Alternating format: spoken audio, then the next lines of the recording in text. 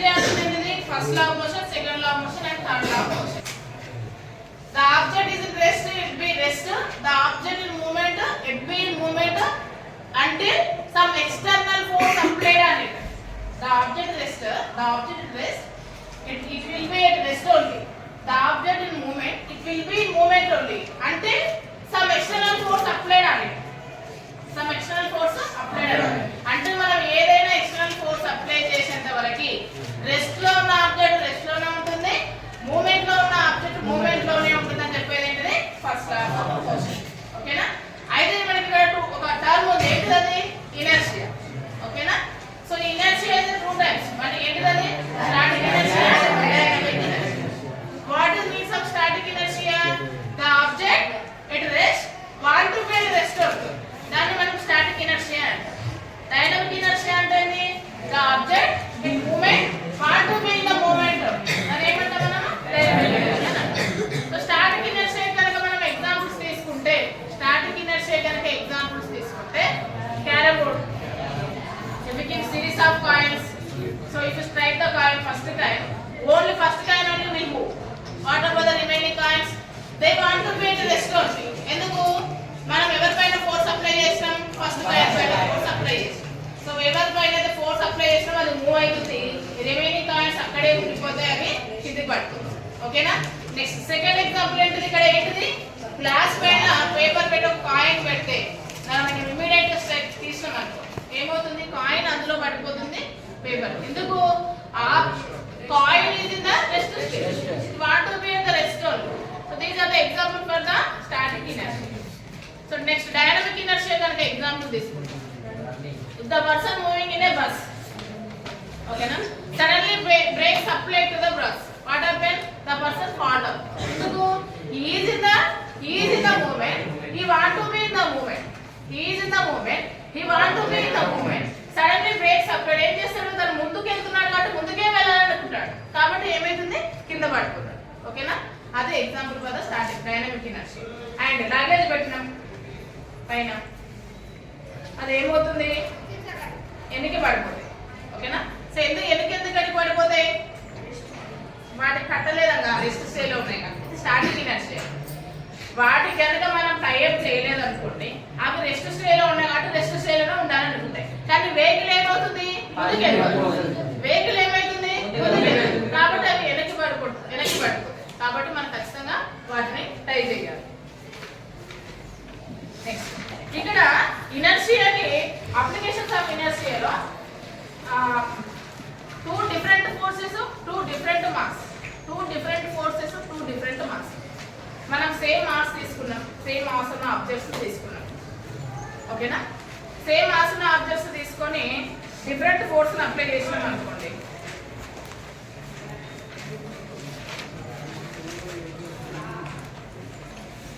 Net force gently push a block ice smooth surface and observe the how object speeds up in their how it acceleration of increase the net force and observe the changes same mass లో అంత తీసుకొని first మీరు for example 10 newton force apply చేశారు అనుకోండి it move some for example 20 centimetres అట్లా move అయిపోయింది ఓకేనా same objects same mass ఉన్న ఆబ్జెక్ట్స్ తీసుకున్నారు ఇప్పుడు ఏంటిది 20 న్యూటన్ ఫోర్స్ అప్లై చేశారు ఏమవుతుంది distance travelled by the object is increase అంటే ఫోర్స్ అప్లై చేసే కొద్దీ మూమెంట్ అనేది ఏమవుతుంది ఇంక్రీజ్ అవుతుంది అండ్ నెక్స్ట్ డిఫరెంట్ మాసెస్ ఉన్న ఆబ్జెక్ట్స్ తీసుకున్నారు ఓకేనా సేమ్ ఫోర్స్ అప్లై చేసినారు ఎవరు ఎక్కువ మూవ్ అవుతారు the object which less weight it will move more distance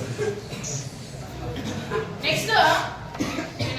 Newton second law mathematical representation ఏంటిది F is equal to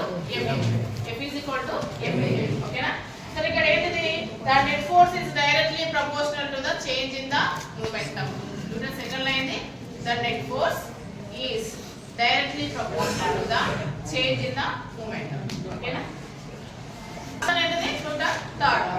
so Newton third లో ఏంది action is equal to F so how much force you are applying on the object same force that object will apply on you ఓకేనా so మనం ఒకటి చంపబల వేసిన వరకు మన చేయి కూడా పడుతుంది ఎందుకు పడుతుంది same force applied by the person is equal works at which formula Newton Newton and next there will be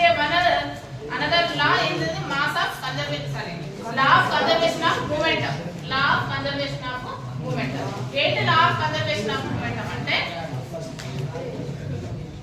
బాబు వినండి. before collision the sum of momentum is equal to after collision the sum of momentum of the ఓకేనా. అంటే 20 momentum 10 momentum ఉన్న objects రెండు కొల్లేడ్ అయినప్పుడు after collision కూడా అంటే 20 plus 10 ఎంత 30 after collision కూడా maybe velocity changes the sum of the momentum will be the same. అంటే 20 ప్లస్ 10 ఎలా అయితే 30 వచ్చిందో అక్కడ కూడా 15 ప్లస్ 15 అవ్వచ్చు 10 ప్లస్ 20 అవ్వచ్చు ఎంతైనా అవ్వచ్చు. Velocity changes but what happen the sum of the momentum will be the same. అంటే 30 నే ఉంటుంది. ఇదేంటిది law of conservation of the moment. దీన్ని ఫేస్ చేసుకొని ఒక ప్రాబ్లం వచ్చే అవకాశం ఉంది. Next impulse means if you increase the stopping time then the net force will be the decreases. For example మనకి ఏంటిది ఫీల్డర్స్ ఏం చేస్తారు బాల్ పట్టుకున్నప్పుడు చేతిని వెనకాలకు తీసుకుంటారు. ఎందుకు అట్లానే పట్టుకున్నారు అనుకో the force applied by the ball will be the more then that may hurt you. కాబట్టి మీరు ఎలక్ట్రిక్ తీసుకున్నారు అనుకోండి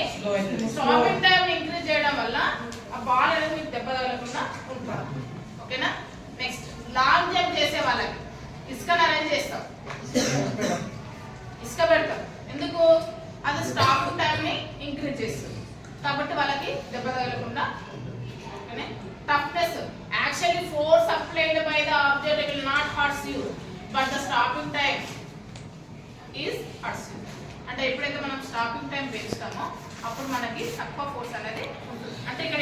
ఎట్లది as per the Newton second F net is equal to delta P by delta T కదా. నువ్వు time ని కనుక increase చేస్తే force ఏమైతుంది తగ్గిపోతుంది. డినామినేటర్ లో వాల్యూస్ కనుక నువ్వు ఇంక్రీజ్ చేసినట్టయితే ఏమవుతుంది ఫోర్స్ అనేది తగ్గిపోతుంది. ఎఫ్ ఈజ్ ఈక్వల్ టు ఏంటిది delta P by delta tea. నువ్వు డెల్టా టీ వాల్యూని ఇంక్రీజ్ చేస్తున్నావు ఖచ్చితంగా ఎఫ్ ఏమవుతుంది డిక్రీజ్ అయిపోతుంది.